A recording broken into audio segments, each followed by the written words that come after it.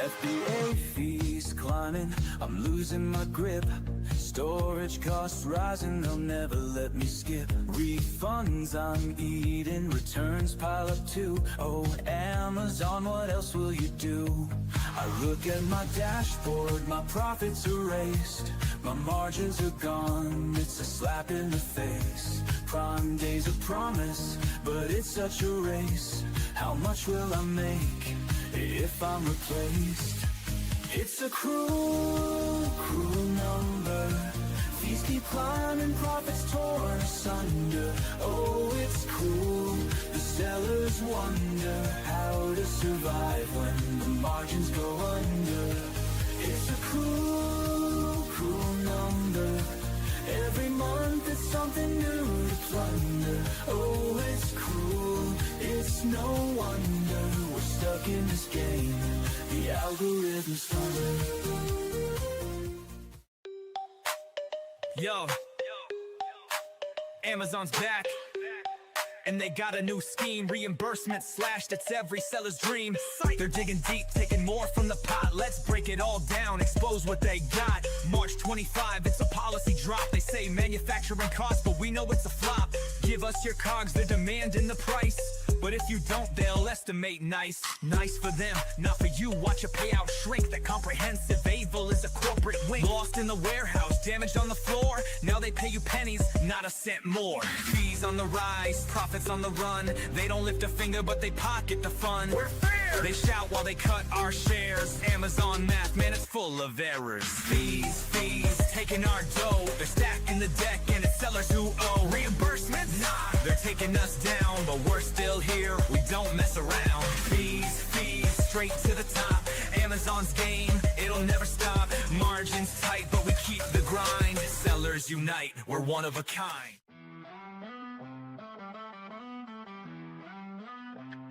I try to sell my product on Amazon, thought it'd be a breeze.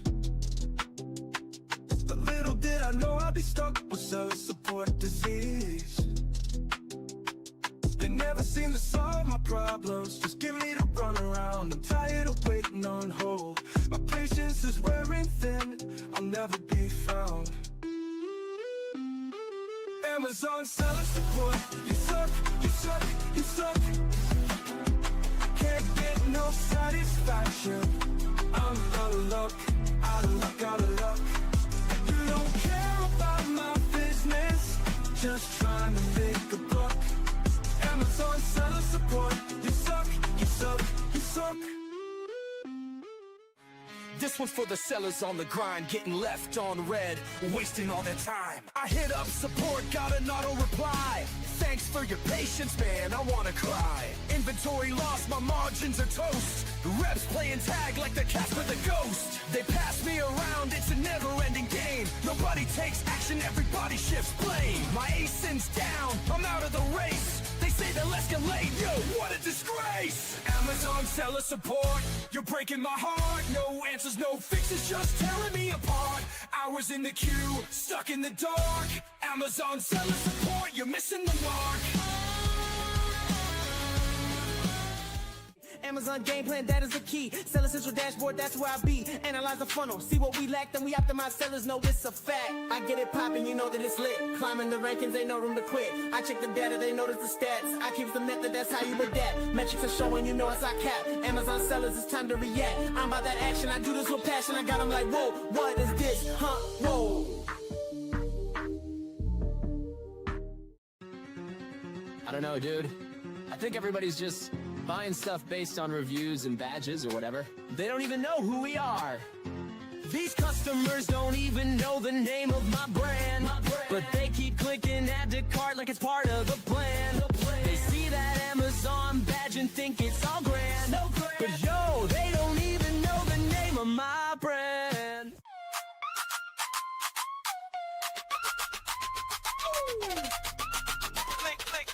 Click, scroll, build your store. Amazon's waiting, what you waiting for? Brand it loud, make it shine. Steven's here to drop the rhyme. Blue tiles, banners, plug and play. Your storefront's live, let's sell a day. Now listen up, I'm Steven Pope.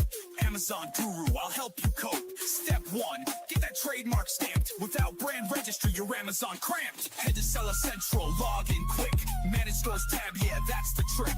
Upload your logo, flex that style. You're about to make Jeff Bezos smile. Where pick a template, marquee or grid. Drop your tiles like a branding whiz. Hero image, big and bold. This store's gonna glitter like digital gold. Scroll, build your store. Amazon's waiting, what you waiting for? Brand it loud, make it shine. Steven's here to drop the rhyme. Blue tiles, banners, plug and play. Your storefront's live, let's sell today. Yo.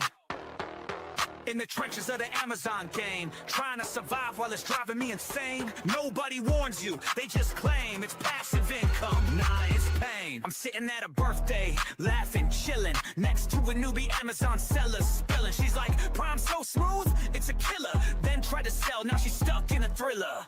Finding products, yeah, that's the first grind. Scrolling Alibaba, losing my mind. Sample suck, manufacturers decline. I'm like, dang, how's anyone doing this fine? Ship it in, pay for the bubble wrap, but they ship glass bottles in padded crap. Now I got hot sauce leaks, refund stacked, customers pissed. Man, I'm under attack. Amazon's a beast, it's a fight, no peace. From SEO to PPC, the hustle don't cease. Think it's passive? Nah, you better increase your tolerance for chaos or face defeat. Trademark wars, brand registry's a scam. They banned my brand, now I'm in a jam. Listings yanked, products ranked and tanked. Lost dogs in the catalog, my account shanked. Now let's talk ads, it's a rabbit hole. 1,000 hours deep, man, it's taking my soul. Weekly negations, bulk sheets for control. Excel's my new weapon, but it's taking its toll. SEO's no joke, keywords in the game. Alt text, A+ content, playing insane. Lifestyle shots, avatars for fame, but the CTR's low, all products look the same. Amazon's a beast, it's a fight, no peace. From SEO to PPC, from SEO to PPC, the hustle don't cease. Think it's passive? Nah, you better increase your tolerance for chaos or face defeat. Let's go to Mac School.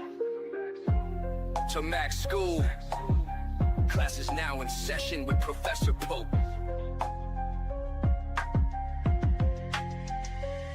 They got the SOP, cause Professor Pope wrote the recipe. Helping Amazon sellers grow sales exponentially. Amazon's a jungle, but we map the strategy. Brand strategist playbook, it's a guide to victory. Troubleshooting catalog, you know we got the answer key. Boosting all your rankings, turning sales into a legacy. SOPs so deep, you think we studied at Mac School. Every step we follow leads to growth, yeah, it's a golden rule. Stuck on keywords, we'll find the ones that work the best. Using Helium-10, strike distance keywords pass the test. Incremental indexing ensures the listing set to rise. From the backend to the bullets, optimization hits the skies. Brand store creation, yeah, we make it shine and flow. A+ content design makes conversions overflow. Need your images on point, best practices in the plan. Alt text and photo rules ensure your visuals command. SEO meets PPC, it's balanced, every step aligned. We'll construct the MKLs that drive rankings over time. Budget caps and bid adjustments, no more wasted spending. Segmentation builds campaigns that sellers can defend.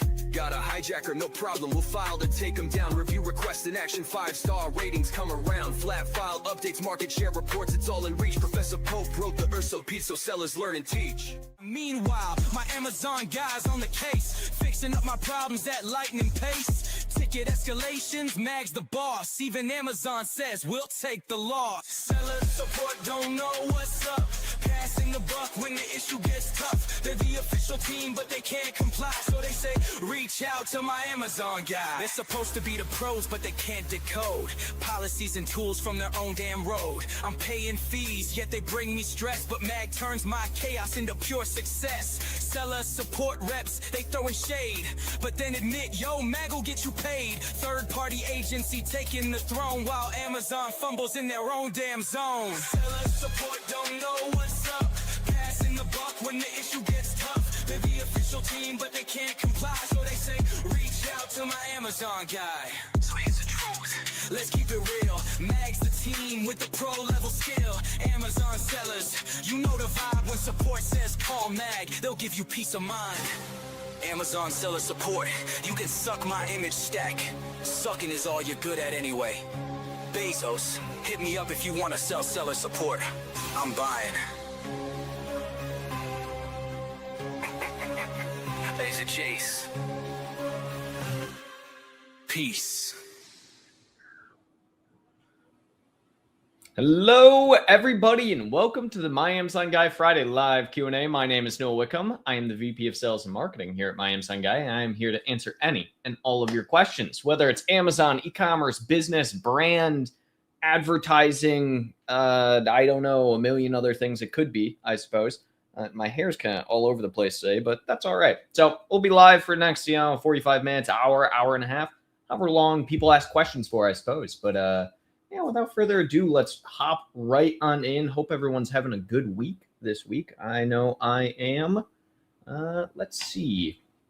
We're going to kick things off pretty quick today and get through some of these questions because I see that we have some. So if you want your question answered, throw it in the chat now, and we'll get to your question as it comes up. So, hey, Noel, if one child ASIN is linked to two different parent variation listings, could that cause issues like the product price not showing up in PDP or variations appearing merged?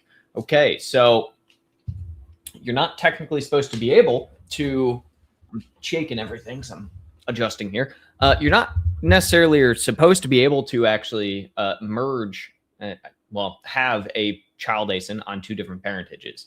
Typically speaking, when this happens, it's what we would consider to be like a ghost parentage, where there's one parentage that no longer exists, but the child is technically still under it, which requires you to basically delete that parentage. Now, if you have one child ASIN that is in fact linked to multiple parentages, yeah, that's going to be a problem.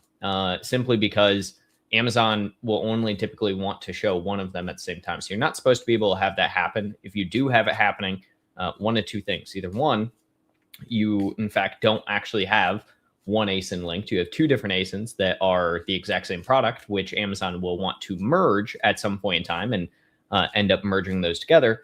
Or two, you have two parentages that Amazon's going to end up trying to merge as well. So both those are not situations you typically want to have Amazon have control over. So in my humble advice, I suppose here, I would say the best course of action would be for you to delete one parentage, get the child variation under just one parentage, and keep it under that one parentage. They changed the text or the font on my little side view thing here. It's kind of weird. I feel like I'm bumping my camera a ton today. I don't know why it's extra jiggly. So that's a thing. Yeah, try and ignore that as much as possible. Also try not to move around, I guess, and figure this out later. Amazon marked my listing active while the product is still in transit, showing a long fulfillment time. Yep, that's how it works. Should I keep it active or close it to preserve the honeymoon period? This is the honeymoon period. I would keep it active. So as soon as your product is available for sale, and Amazon will make it available, even if you are in FC transfer, people can buy it technically Prime. They don't get the Prime shipping. Yeah, it hurts you. This is also why I typically recommend people to set a start date in the future for their listings that they can then manually edit once inventory is available. So you're already in the honeymoon period. You're not able to preserve it or anything like that by closing the listing.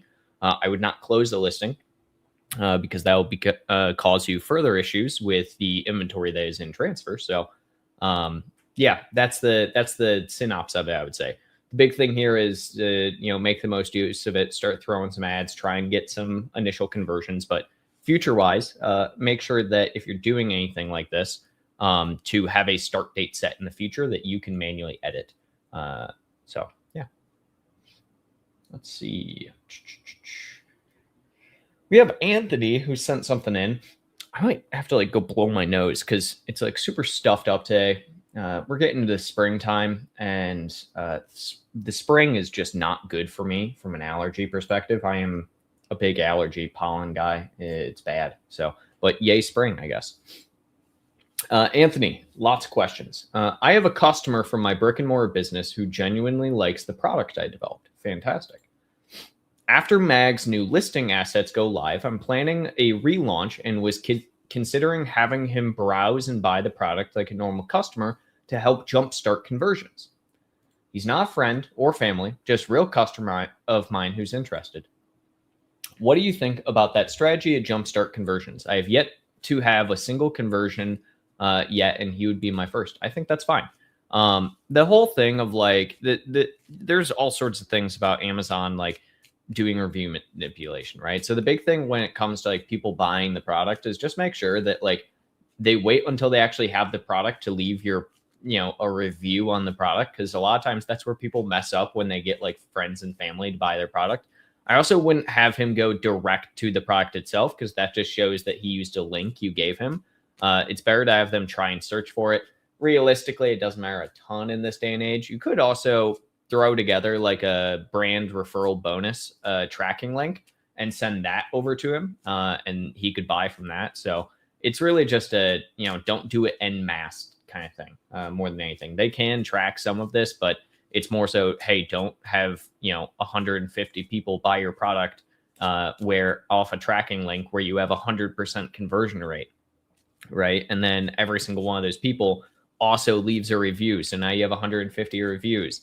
Amazon can tell from like a mile away that that's not how that works, right? You never are going to have with brand referral bonus. You're never going to have 100% conversion rate. You're never going to have 100% review rate. So those are the big aspects. But if it's like one guy, yeah, that's fine. How do you measure true indexing versus assumed indexing after a listing update? So two different, I think, caveats here. Two different ways you can be looking at this. You can look at it direct from like Amazon Search Query Performance Report. So Amazon Search Query Performance Report will in fact give you an idea of like your true indexing, so to speak. Your assumed indexing after a listing update, it won't be able to be like seen until 30 days after, realistically, right? You can utilize tools like Helium 10 that help you get a jump start on that, where they use their algorithm to basically assume that you are indexing for things. But anything from an assumption standpoint with indexing, you never actually know, because that is what indexing realistically is. And so that's where like Helium 10, you can technically be indexed for 45,000 keywords, but Helium's not going to show you that, right? They're going to show you the assumed indexing based off of sales relevancy and history inside your SEO. So Search Query Performance will give you that true aspect, but H10 will give you the assumption, so to speak.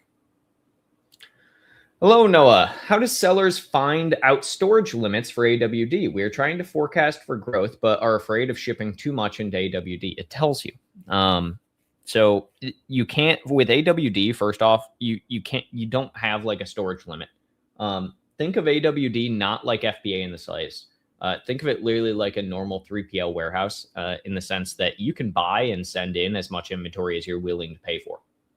That's the benefit of AWD. Now, is Amazon probably at some point going to start raising your rates if you just keep, product there forever? Yes, they will. But the big thing with AWD is that there is no like assumed just limitation on it. You can utilize it very similarly to any other type of 3PL that you would have. It's just going to come down to a matter of how much are you willing to pay for all of that inventory space. One child ASIN is FBA and other is FBM. So, okay, so it's different SKUs is what you're saying. So you have different SKUs and whatnot, but that still shouldn't work that way. You shouldn't have two parentages, one FBA, one FBM. You should still have that all under the same area because it's just the same ASIN. So I guess I'm still not understanding how you have this. If you throw it in the chat, I'd love to look at the example of this to see what it looks like. Running into a cache problem with, but to actually go back on that. Yeah, you're going to have some issues there with essentially it showing under two different areas at once. That's the big aspect, so to speak. Running into a cache problem with Amazon switching to DD+7. For those that are unaware, DD+7 means delivery date plus 7 days. If we had to shut off some ads to save money for a couple of weeks, is there a hierarchy we should do it in? Auto campaigns last. Yeah, I would shut off your ads that are performing the least, right?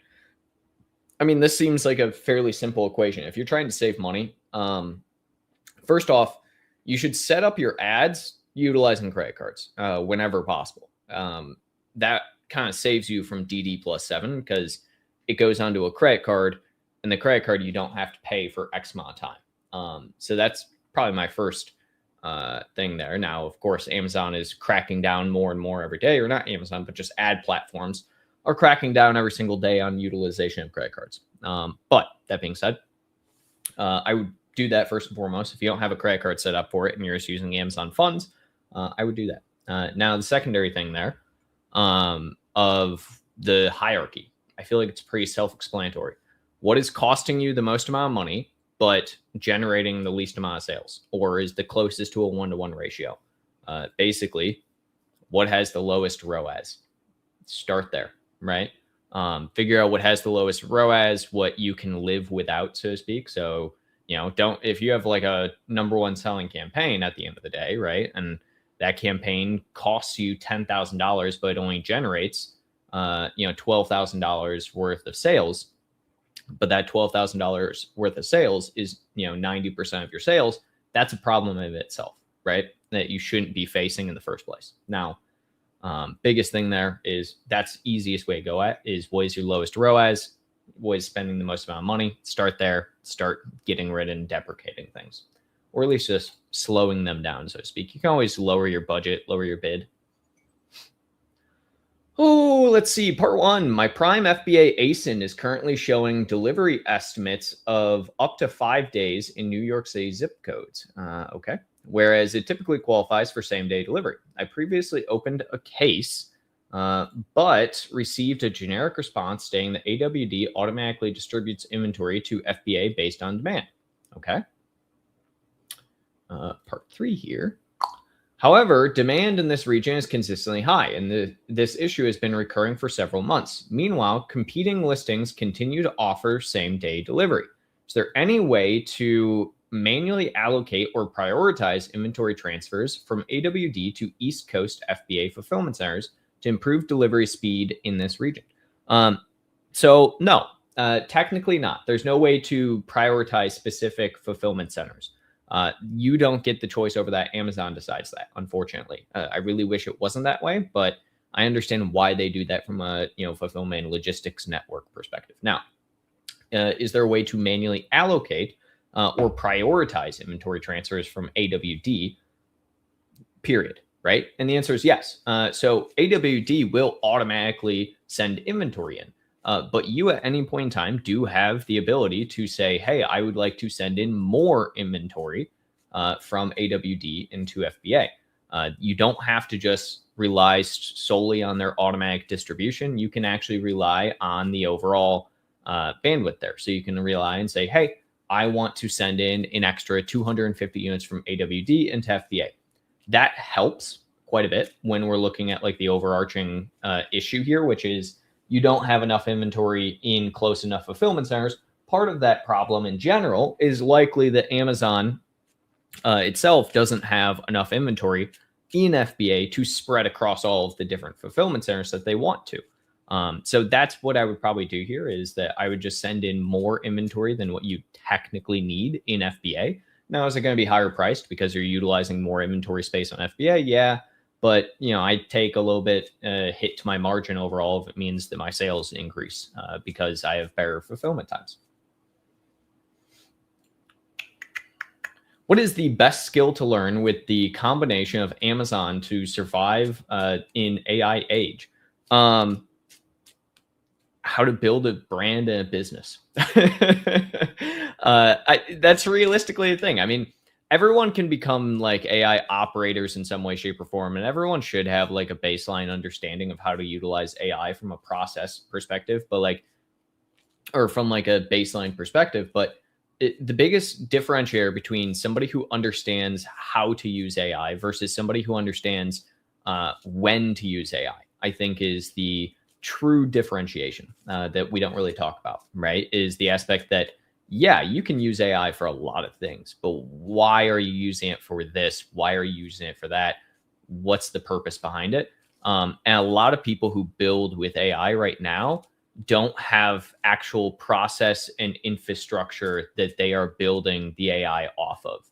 They are letting the AI build that process. They are letting the AI iterate on that process. And so therefore, that's why you have like 45,000 vibe coded tools for Amazon right now that all do basically the same exact thing, It's because the people who are making them don't actually have a set process that they know works well. They are just basically, prompting the AI itself to come up with that process. For us specifically, right? We launched Mag AI, which is our AI business solution provider, essentially. And so what we do is we go in, we look at what current active processes people have and what AI can essentially merge into and help with, right? That's a big part of it. Part of the reason that we can use AI so effectively with inside our own business, for instance, comes from this aspect that we have hundreds of SOPs.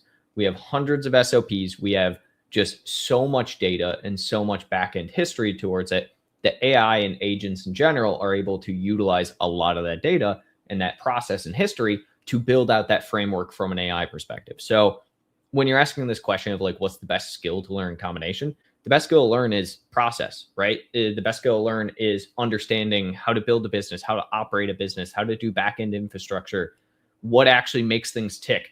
You can have the prettiest AI tool in the world and everything, and it can do all these fancy things. But if people don't know how or why or when to utilize it and like the back end behind that and like what to do with it, it doesn't matter, right? That's my big takeaway right now with AI at the very least.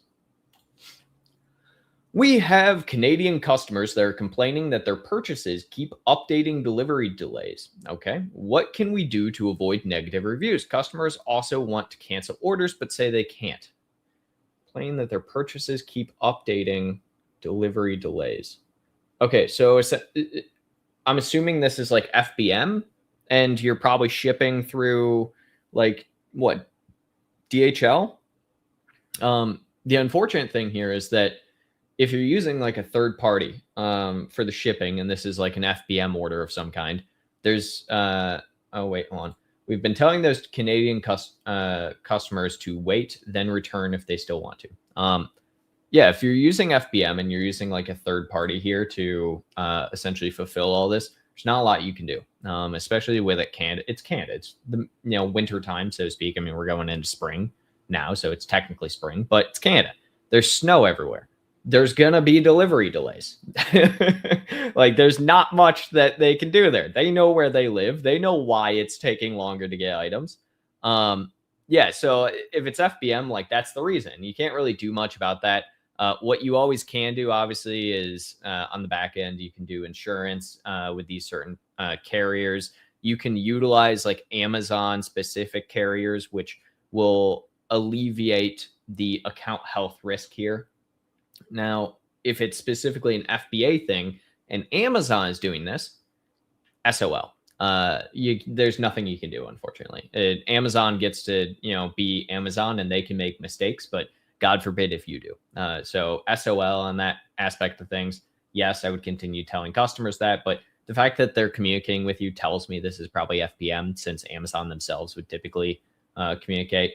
It's unfortunate. In the future, you just got to look at who you're using as a provider and a shipper. For instance, if you're using like something simple like USPS, yeah, that's even worse. So you realistically need to utilize a company that has like set standards and measurements for specifically like winter. So DHL is okay, but like US or UPS, things like that. Could you share how you practically keep track of PPC optimization schedules across multiple accounts? Do you use a specific sheet template or project management tool that reminds you when each campaign was last adjusted and when it's due for the next round? I'm curious how you stay organized without missing any timeline. It's actually a super interesting question. And you're probably going to laugh at the answer because it's actually pretty archaic. First and foremost, we do use Asana internally for project management and task tracking. So we have recurring tasks 2 times per week for a bi-weekly check-in on every single client account. So every single client Asana, or every single client gets their own Asana board, and every single one of those clients has their own bi-weekly check-in. So it happens twice weekly for PPC and adjustments. When it comes to making sure we know what happens, 2 different things. My best process here is 1, make sure you have the download of the initial bulk file. that you're doing for if you're utilizing bulk files, make sure you have that initial download and then make a version history for that download. So essentially when you upload a new version, you have the download for the history, and then you also have the uploaded version to show what you changed. That's number one. Number two, for like a lot of changes, we usually just use something as simple as like a Google Sheet. Every single time you do a check-in, you write down the date, you write down the specific campaigns, you link them, you say what you changed on the campaign. If it's a simple bid adjustment on like smaller accounts, this is pretty easy. Larger accounts, it gets a little bit more complicated than that, but it is that simple. Make your notes and make your adjustments. It's basically just, consistent note keeping, I would say, is like the biggest thing. Write down the notes in the actual project, mark it complete. Fantastic. You have the history there. Add in the bulk file as well. On top of that, have a just spreadsheet. Keep the notes that like in the time frame at the very top. So every single time you go in there, enter, so that your previous notes go down. At the very top, write the date, and then all of your notes. Campaigns, I changed X, here's bid adjustment, so on and so forth.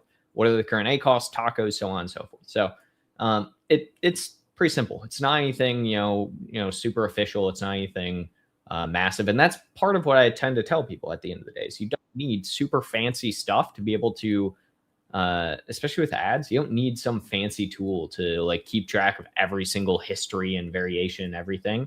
At the end of the day, you just need to have some simple aspects in there, I suppose. I have 100 sales or 100 plus sales of a product with second position in a subcategory most of the time and rarely first/bestseller. Amazon doesn't give me Amazon Choice Badge or rank me highest position of 1, 2, or 3. What could be the reasons? Price is competitive, listing optimized with A+, and conversion is around 30 to 35%. So you kind of answered your own question. Where you get the you're getting the Amazon, or you're not getting the Amazon Choice Badge, right? Or like ranking, but that's also because what are the other ones doing, right? Just because you have a super high conversion rate, and just because like your product is moving really well, doesn't necessarily mean your competitors aren't either. You have no idea what your competitors' conversion rate is, but are their sales higher? That's a big thing. Amazon a lot of times doesn't care nearly as much about number of units, about the amount of sales you get as they do number of units. So like if you have a higher priced item, for instance, you're saying price is competitive. That to me says it's probably higher priced, but that's the thing. Amazon doesn't care nearly as much about like the number or the sales number as they do like number of units purchased overall. So even at like 100 plus units, that doesn't, a lot of categories, I guess like that would be the question is 100 plus sales of a product, second position subcategory, rarely first. Yeah, it sounds like you're at the top of the category. Amazon doesn't have to give you a choice, Amazon Choice Badge though. Usually Amazon Choice comes directly off of one specific search term, and it's going to be dependent on every single search term. It's not always category, so dependent either. So for instance, like category dependent is usually Amazon Bestseller Badge, whereas Amazon Choice Badge is very SEO dependent. Basically, you have one search term that you are selling or Amazon is going to list you as. I'd also be curious what your overall review rating is, because usually Amazon won't give Amazon Choice to anything with less than a 4.7 star. But it can happen. For editing listings, when adding generic keywords and product details, do we use commas? Do we use keyword phrases? Are duplicate words ignored? How strict is Amazon for using other brand names? Okay, let's take this one at a time. When adding generic keywords and product details, do we use commas? Are you saying, in the back end? Yeah, I would use commas. Yeah, well, no, you don't have to, because each comma is going to count as a character. So you don't have to by any means. Do we use keyword phrases? Yes, I would. You can do that. It depends, obviously, what you're doing with your SEO, but yes, typically. Are duplicate words ignored? Yes, duplicate words in your generic keywords on the back end are ignored. It does not matter if you do it one time or 100 times. How strict is Amazon for using other brand names? Very strict. I would not do it. I have seen listings get taken down for exactly that purpose. So I would not do it typically. Can I remove other sellers that are also on my listing and selling my brand? I have brand registry. Well, technically yes and no. So are they actually selling your specific product? Like, are they buying your product at the retail store, store down the street, and then listing on Amazon to sell? If the answer is yes, no, you can't really do anything about that. If the answer is no, they are creating a fake variation of your product and listing it to sell, then yes, you can. You can get them removed by claiming that they are selling a fake product. But yeah, if they're actually selling your product, you can't get them removed. The only thing you realistically could do is you could enroll in transparency. You then only have the transparency codes. You put it only on your Amazon inventory and get it there. But yeah, if it's a fake variation of your product, yeah, you can do that. It's a little difficult with hijackers like that. A lot of times you have to buy the product physically, then take pictures of it. Then Amazon will remove the seller, so on and so forth. When's Mag AI rolling out for Amazon? Will it help better than Chat and Gemini? Could you tell us more about that? So Mag AI is not necessarily an actual AI tool. So we do have our own internal agent tool called Magi. So Magi is our little octopus internally. Mag AI is primarily more so a business solutions. Here, let me share my screen. So Mag AI is a business solutions company. It's a offshoot of our My Amazon Guy stuff and whatnot. So it's more so about building out different AI tools for businesses. So we focus very much on business process. We have a couple of tools you can take a look at. We even have like into the legal sector for like confidential law. It's a entire like legal lawyer software, competes directly with Clio. It's great. But the big aspect of like Magi, which I think you're asking about, which is our agent tool, no current plans to roll that out to the public. I suppose if there's enough interest, it's something we could look at. But Mag AI is something that we're looking at from like a business process where it makes more sense to either take our internal processes and build a specific agent into your business that understands your core business fundamentals more. And that's the purpose at the end of the day of like AI and agents is it's cool. You can have like a very generalized and versatile tool that is, knowing My Amazon Guy stuff and understanding our SOPs and our process and what makes most sense, but also getting one that's very customized specifically to your business is the point of like Mag AI and whatnot. So something. Are there SOPs, a copy and paste format to teach your AI? No. So this is where I think I was just having this conversation earlier today with our COO, Ken. I think there's a fundamental like misunderstanding from the aspect of like how agents work and like how AI in general works. And so like for us, for instance, right. And when we're looking at like Magi, which is our internal AI agent, it's the type of thing where like when you're building out an agent, you're not you're not like just building. So you're not just like giving something a command and it just like goes and does it. You have to actually build the internal like framework for that. How is it learning things? You have to teach it things. You have to upload specific skills for it.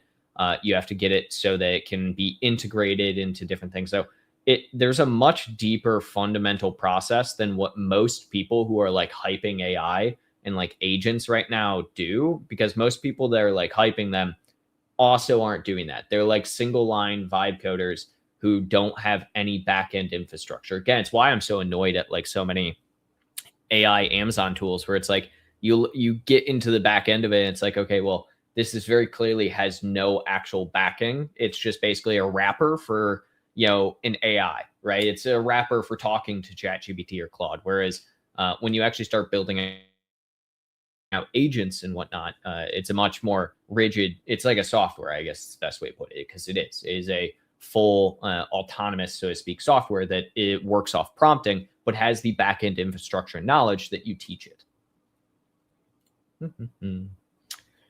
Enrolled brand with brand registry, have pre-existing listings for the mark to add them to brand. Amazon is asking for GTIN printed pics. My current GTIN is not from GS1. Should I get GS1 GTIN first? Tips.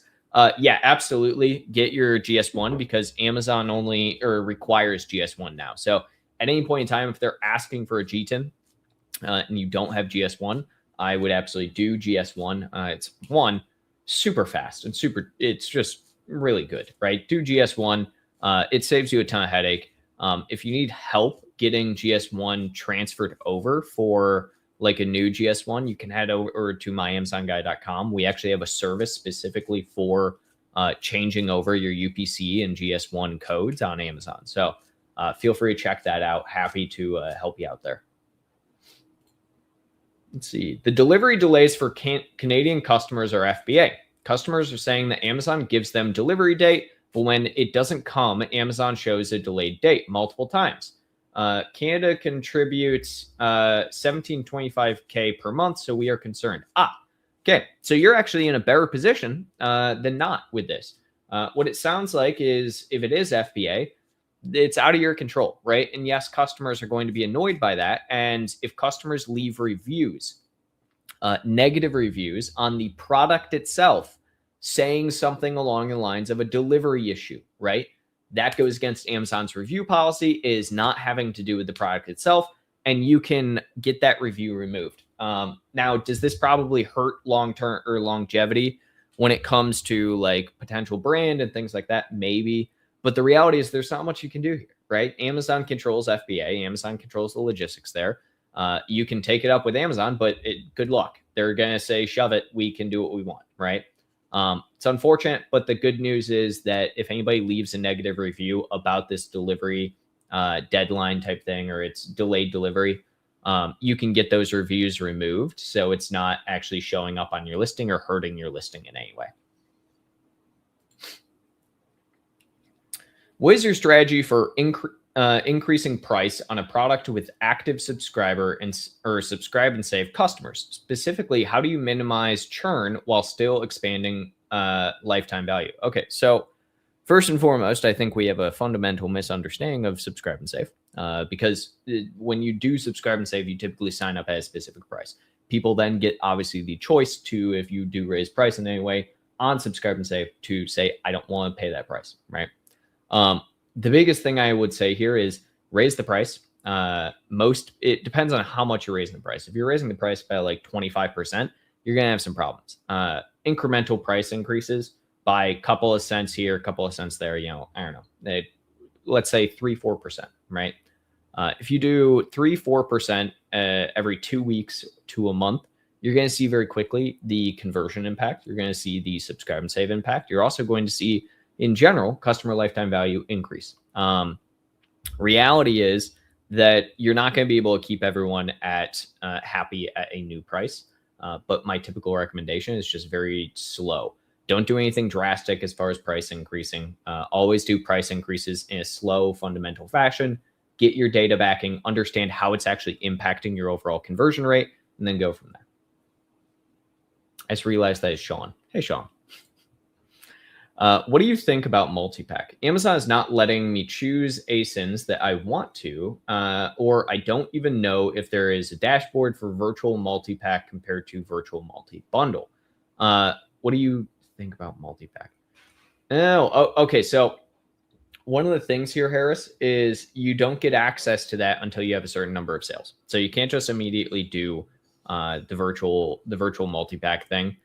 Amazon will allow you to do a virtual multi-pack on single ASIN. I think it's fine. Realistically, I don't think it's worth it unless you see from like an average order percentage that people on average are purchasing 2 or more units, right? So if people are often buying your product as like 2 units, 4 units at a time, then multi-pack makes sense. And like doing a overall for the virtual multi-pack makes sense. But if they're not, what's the purpose in it, right? If you're very often just having like 1, and even if you raise up to like 1.4, units on average, that's worth it to me for a 2-pack, right? If you have 1.4, because that means there's enough interest in the 2-pack, you might be able to bump that number of average units ordered up a little bit more. Is there a way to add GIFs or other video format as an early picture, not main image, of course? No. Well, I mean, you can add video. yes, but you can't add GIFs. Amazon doesn't support GIF format, unfortunately. How valuable are 3D scans of the product for the listing? Worth the effort? I'm indifferent. I don't think 3D scans really make or break a listing. I have like a chest thing going on. Maybe I'm having a heart attack. You guys will get to see it live. Yeah, I frankly don't care too much. I mean, it depends on the product. For things like, a supplement or anything like that, it's okay. But realistically, if like you're looking to just get like a 3D rendering at this point in time, you can get something that looks fairly similar to a 3D rendering via AI at this point, right? So like I wouldn't pay one of those 3D rendering companies unless like you're looking to move manufacturing or you have a very technical product. But that at that same standard, it's hit or miss. It's not like it's going to increase your conversion value tenfold by having 3D rendering versus just product photography. Good product photography. Can I use the original manufacturer barcode instead of FNSKU? Can I choose which one to use? Yeah, so you have to set up the listing with manufacturer barcode. If you don't have manufacturer barcode right now, you can recreate your same SKU or your same ASIN with a new SKU and create that SKU with manufacturer barcode. In Exact, should I prioritize lower competition keywords around 250 searches a month over the highest volume terms? Yes and no. It's not that you should prioritize them, but it is something that, yes, using like very low search volume, long tail keywords within Exact Match is something I'm always going to encourage, because at some point in time, the purpose of those is they should also be fairly low bid, fairly low budget, but they get incremental sales, right? Compared to having to constantly just churn out new high volume and high impact search terms. So it's not that like you should prioritize them, but it is something that I do encourage people to add as an additional layer with inside versus just focusing on high volume. In broad, should I isolate one strong root keyword or run multiple broad keywords together? Ooh. Typically, I'm going to focus on like first and foremost one strong root keyword that I know and have that in its own standalone campaign. You're always going to see typically one or two different search terms or keywords that just operate at a higher frequency than other ones. So I do put like multiple broad keywords, but then whatever one is tending to work the best, especially from a search term perspective and like crawling new search terms, I'm going to keep that keyword in, and then I'm going to move the other ones into a new campaign. Is 50% top of search on Exact and 0% on phrase broad auto a good relaunch setup? I mean, yes and no. You're going to have to do some testing. It also very much is category dependent. I'm not the biggest fan of doing like 50% exact search, exact only type campaigns. They can be good if you know you have like a great click-through, great conversion rate, but just like doing it out of the gate and not doing anything like broad phrase or, auto, you're probably not going to get enough like overall testing and keyword and search terms to be able to kind of expand outwards, so to speak. Is using the low end of Amazon's suggested bids and adjusting daily a smart strategy? Or what should my daily, weekly, monthly workflow look like instead? Yeah, so I do tend to focus on, and I actually just had a conversation with somebody about this where they kind of disagreed with me, where they want to go on the high end of the suggested bid because they want to get and understand immediate traction.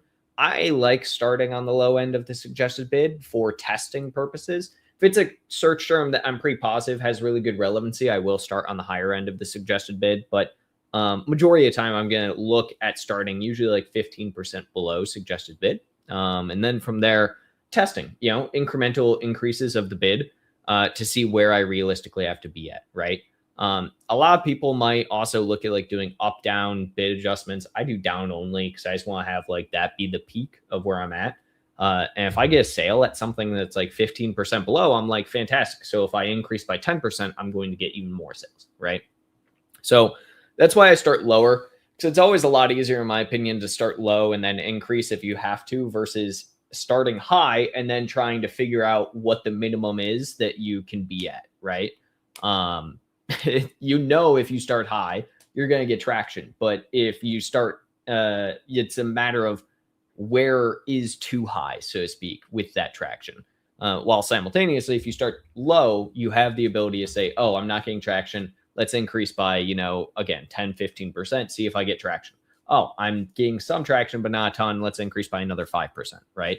And so it's a lot easier to do that, and you're not going to waste as much money, so to speak. So that's how I tend to do it. Oh, missed one. To make our packaging look more professional, should we switch from printed FNSKU labels to printed UPC labels based on the listing's UPC? Yeah, I mean, I would typically. I'm just going to recommend UPC labels in general, just because it saves you a ton of headache. And the best way to look at it as well, if you ever have any plan whatsoever of going outside of Amazon, selling anywhere other than Amazon, even if it's on your own website, you need to have a printed UPC label, not a printed FNSKU label. Nowhere else except for Amazon utilizes the FNSKU in the way that they do, right? You could theoretically utilize FNSKUs, I guess, as like UPC, but FNSKUs are not always the same for every single batch. So yeah, I'm just always going to encourage a UPC because it gives you more versatility outside of just the regular side of things. Let's see. Is your video titled how do we change the UPC code inside a catalog? Still works in 2026. I don't know. Let me check.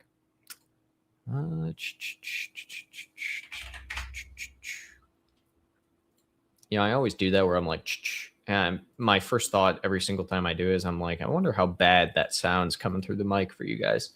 How do we change the UPC? Let's take a look.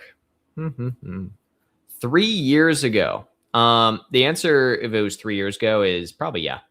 We also have a couple other ones. How to change UPC codes on Seller Central, changing to GS1 from UPC, stay compliant, how to load a GS1 certificate. All of those, I guess I should probably share my screen.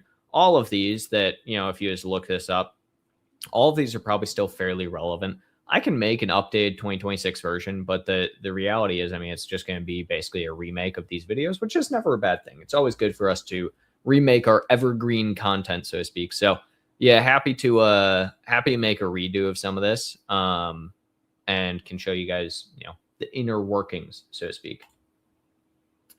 Also, if I create a duplicate listing, it will have a different ASIN and SKU. Is that okay when it comes time to merging? Yes. I mean, so hold on. If I create a yeah. Oh, yeah. That's exactly, if you're talking about that from like the UPC side of things, that's how you're supposed to do it. Is that you're supposed to create a new ASIN and a different SKU with the different UPC, and then you work with Amazon to have them merge that UPC as the only differentiator onto that new product. So you keep all of your relevancy, your sales history, everything with it. So that's a very generalized overview of the process, but with some nuances in there. But yeah, I mean, that's exactly what I would do, so to speak. So yeah. I heard Vine is letting you now 60 reviews. Is it true? What is your opinion on Vine in general? If not Vine, how do you get your first reviews? I haven't heard that. I suppose I can look at it. Amazon Vine 60 reviews. I haven't heard that. I don't see any news whatsoever about it. I don't see any social posts about it. I don't see anything. So I don't know where you heard that. I'm going to assume it's not true. So let's start there. What is your opinion on Vine in general? If not Vine, how do you get your first reviews? My opinion on Vine has been made very, very known. There's probably, I don't know, 20 videos on this channel talking about my opinions on Vine. So I'll keep it brief so that I don't bore everyone again. I don't like Vine personally. I think that on average, actually, I know on average, Vine tends to be a lower overall average review rating than organic. You're typically going to be between a 4.0 and 4.2 with Vine reviews, whereas organic usually sits between a 4.5 and 4.7. So with that in mind, I like to go organic. Now the question is, how do you get your first reviews? You get sales. It's just sales, guys. It is just a numbers game. Amazon is nothing but a numbers game. You get sales. And the difference from a conversion rate perspective, because I know people are going to come in here and talk about it. Conversion rate wise, we have ran data tests and analysis on hundreds of product launches, probably thousands, to be honest. I don't actually know what the data set size was, but I do know what the outcomes were. On average, though, the conversion rate increase between 5 reviews total from a review count and 50 reviews is negligible. It's like less than 0.5%. Whereas review rating, regardless of review count, is much more impactful. So the difference between a 4.5 and a 4.0 is usually a swing of between 3 and 5%. Those are things I can say from like a data back perspective. So my point being, I think Vine's pointless. It can win. It can really, really win for you if you get like all 5-star reviews. It can also destroy you if you get like 5 1-star reviews. So there you go. Noah's 2 cents on Vine. And now I'll have all the Vine people coming after me again. My video on Vine got posted in a Vine chat. Those people went insane on me. Is it worth doing? Amazon remote fulfillment from USA to Canada because our cost will be very high. And we wouldn't want to be we wouldn't be able to compete with other sellers. What do you think? So are you talking about like North American remote fulfillment program? I think it's worth setting up. Don't expect much from it, to be entirely frank, because it's exactly what you're saying. It's just going to be more expensive. The seller ends up having, or the consumer ends up having to pay for the shipping. And so overall, you're not going to get a lot. But, and this is the big but, the big caveat, so to speak, it does help minorly. I mean, if you end up getting some sales, fantastic. I mean, the worst case that happens here is that you end up listing your product in Canada and some guy ends up buying it and gets your product, and fantastic. Now you sold in Canada when you otherwise would never have sold to that guy, right? So the answer is there of like, I think it's worth just signing up for, just have very low expectations for it. We have FBA listings that we want to do in FBM alternative. Is there a video that shows how to create a separate FBM listing while using the same ASIN as the FBA listing? I'm sure there is a video for it. I can just make a new video. The answer is so ridiculously simple, though, just to let you know, Eric's. It is just go into Amazon. I could probably show you right now. Am I logged into an account? Give me 2 seconds and I can just show you what the answer is here. And then I'll also make a video on it, just so, because I'm sure other people have that same exact question. I got like an hour and a half later today. So the answer is super simple here. Let me find an account that I know is okay with me sharing their stuff, just so we don't get into trouble. No, I'm just going to use this one because this one has been all over the place before. So dismiss. So it's super simple. Essentially, come here. You go to your catalog. You go to add products, right? Once you're in this section right here, what you're going to do is you're just going to add. You could do product ID if you wanted to from a UPC, but even better yet, you can just throw your ASIN in here, right? So if I wanted to do, I'm just going to do, I don't know, I'm going to pick a random first thing that pops up for me, which this is probably a bad one because it's probably going to ask me for approval. But essentially you do this, right? So fantastic. We can do condition is going to be new, right? And we're going to sell this product. And when you do sell this product, instead of just selling specifically this product, you're going to choose fulfillment method once you actually click on it. Because on the fulfillment method side, it's going to ask you, are you going to be doing this via FBA or FBM? You're going to choose FBM. So it's that ridiculously simple. You're literally just selling the exact same ASIN, exact same product as FBM instead of FBA. So you'll set up a new SKU for it, obviously. So it'll be a different SKU. But like I said, I can make a video on it. Is it possible to get any sell from Amazon for our new listing without any review? Oh, any sale? Yeah, absolutely possible. I mean, that's how like 99% of brands out there work on Amazon, is they don't have any reviews or anything. But yeah, just throw your SEO in there, get your advertising going. You'll get a sale eventually, is the biggest thing. It only takes one to get things moving. We can only enroll one parent for Amazon Vine, but what if I break the parentage and enroll the individual listing in Amazon Vine, where I can enroll 2 units for free? Let's say I have for variation. By the way, I can get a review free of cost. What do you think about this? Is it possible? Yeah. So fun little tidbit. You're basically stumbling upon a trick that Amazon just closed down last year. So for years since Vine came out, one thing that I did like Vine for is that, let's say you launch a product with like 5 or 10 variations, you could enroll every single one of those variations by themselves outside the parentage into Vine for 30 reviews each, then throw them all onto a parentage. And then that parentage has 300 reviews of all 10, ASINs. Fantastic. The reviews merge.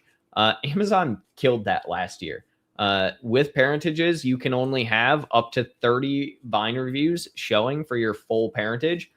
Does not matter how many child variations you have. So what you're kind of, talking about there, Ali, is this aspect of something that people used to do all the time. And it was a, little hack, so to speak. But nowadays you can't do it. There's no way to. Amazon, whenever you create a parentage, will only keep up to 30 Vine reviews total. One of seller account got deactivated. Oh, actually, sorry, going back, I saw this. You can do it for the free stuff, I guess, because you could do up to 30, I suppose. One of seller account got deactivated, and they keep asking me to submit documents, but every time I try to upload, the page just says session expired or something went wrong. Okay. I've opened a bunch of cases, and support just keeps looping me to the same team, and they reply with that generic, "We couldn't complete your verification email," even though I haven't been able to upload docs at all. Okay, so I'm really hoping you're enrolled in Account Health Assurance, because this is basically the exact reason Account Health Assurance exists, for stupid stuff where Amazon's own system just keeps doing this. So the answer realistically is you need to call Account Health Assurance. Don't call seller support. Don't open a support ticket. Just call Account Health Assurance. Let them know, hey, I'm trying to submit this documentation. They'll be like, fantastic. Let me check on my end, see if you have to submit it. If you don't actually have to submit it, which is likely what's actually happening here, and it's just a bug on Amazon's backend side, then they will be able to solve that for you. Now, if you do have to submit it, they hopefully should be able to actually re-push that verification to where you don't just get a session expired. As a caveat, just to make sure it's not a you thing, I would try like incognito mode for this. Clear your cache, your browser. Try on a different browser. I'm doubtful that's the case, but I have to say it from a simple text standpoint, I suppose. If I get Vine reviews on child listing after breaking parentage, then merge them, is this possible? Again, no. So I actually answered your question earlier before you even asked that one. When there is other sellers on your listing who win the buy box, it's only a price thing. Is there other ways to make your product on the buy box? It's tons of variation. So price is the number one factor for buy box and featured offer. Amazon's going to take that into account, figure out what is the lowest price. How much it's lower by also has a huge impact. So it doesn't matter if like one person has a $10 listing, one has a $20. They're not sharing buy box 50-50. It's more like the $10, it has like 80% of the buy box, and the $20 has like 20%, right? Now, when it comes to like other factors, age of the account, number of reviews is another thing. So like not number of reviews, what is it? Feedback. So feedback rating, feedback numbers, FBA, so shipping times as well also matter within that. There's a lot of factors for buy box, but price is going to be the largest one, bar none. Hi, my Amazon guy. Just watched a recent stranded inventory video you did, and I am now experiencing this. Reason state account not fully onboarded yet. I have been able to ship initial products to FCs, so why the roadblock now? Yeah, so for account not fully onboarded, Jay, it sounds like you probably are facing an issue where you're waiting for verification on the account level. So what you can do is you can go and up in the top right of your account, there's a little cog icon. Click on your account info section, and it will likely have a little pop-up there where it's going to ask you to verify more information prior to you being able to sell. This could be something as simple as like a credit card. It could be something as complex as you actually having to go through and like do an identity verification. So there's a lot of reasons for it. Worst case scenario, Jay, feel free to reach out to us or book a call with one of my team members. We can walk you through the process as well. Also, do you have a video on how to do flat file for listing updates for variations? We want to bulk update variations like 20 per parent, and feel flat file would be the best method. Yeah, we do. If you just look up like flat file or just parent, actually it might be variation. Yeah, actually this is one I did. It's actually a pretty popular video, so I might redo this one. But creating parentage was with flat file on Amazon in 2025. This is basically the video that you're looking for. So if you search flat file, it's the second one here. So yeah, that's, I think, the one that you're looking for, Eric. And I think that's all the questions. I think we made it through.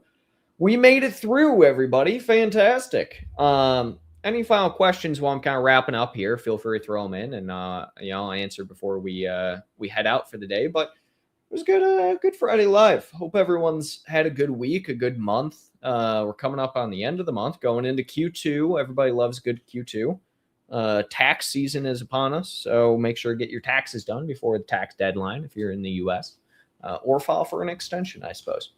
All that being said, I think we're going to wrap up there because I'm not seeing any more questions. So hope everyone has a wonderful weekend and week ahead. For those that are uninitiated, we are My Amazon Guy.